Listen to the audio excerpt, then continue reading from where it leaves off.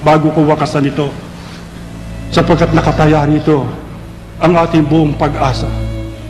Mahalin ninyo ang inyong mga anak, sundin ninyo ang sinabi ng Diyos, bigyan niyo sila ng takot sa Diyos, bigyan niyo sila ng pusong banal, at kung sakaling kayo maduduwag, matatakot kayo sa dami ng suliranin, sa dami ng problema, sa dami ng mga kahirapang naghahari sa ating paligid.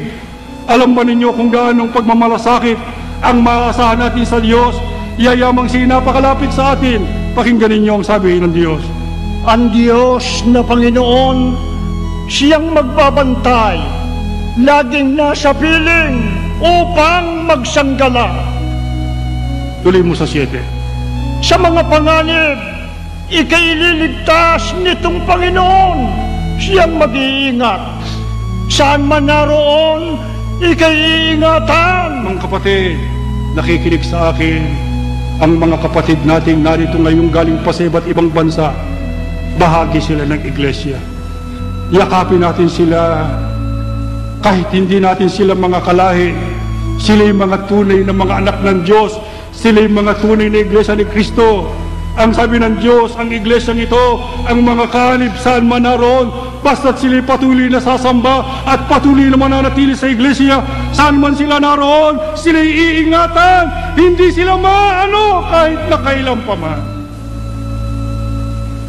Alam ba niyo kung sino nagbabantay sa inyo pagka kayo natutulog sa gabi? Alam ba ninyo kung sino ang nagbabantay sa inyo sa buong magdamag? Kung sino ang pumupukaw sa inyo para masilayan ninyo ang liwanag ng umaga pagdating ng kinabukasan? Ang Diyos na kung minsan ay ating nakakalimutan. Pagkahirap na hirap tayo, sinisisi pa natin siya, inaaglahi ng iba't tinatalikuran, iniiwan ng paglilingkod. Pero ang Diyos buong tiyaga, nakamasid sa iglesyang ito, tinitignan niya ang mga mahal niyang mga anak. Ano sabi niya? Ako magbabantay, ako magsasanggalang, ako magliligtas sa inyo sa lahat ng panganib.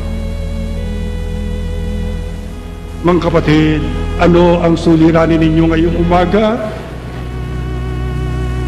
Ano ang gusto ninyong sabihin sa Diyos na nagpakilala sa atin ngayon? Meron ba kayong gustong isumbong sa Kanya? Meron ba kayong gustong isakdal sa Kanya? Meron bang mabigat na ligalig ang inyong buhay? Meron ba kayong pasampasan na hindi na ninyo makaya? Ama, halika!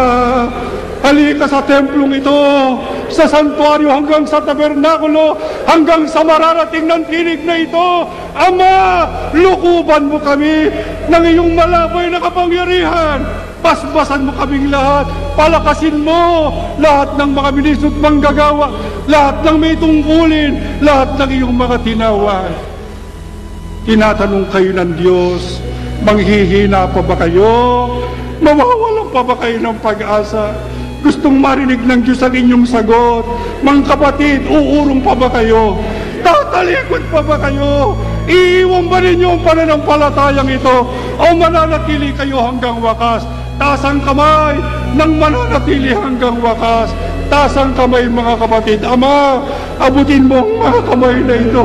Ang kamay ng iyong mga hinirang 75 taon. Pinagpala mo, Ama. Pauwiin mo sila. Pao ng iyong basbas, ang iyong pagpapala. Mamatay kami. Yakap-yakap ang iyong pangalan. Baba ang kamay, tumayo kayo, tayo mananalangin.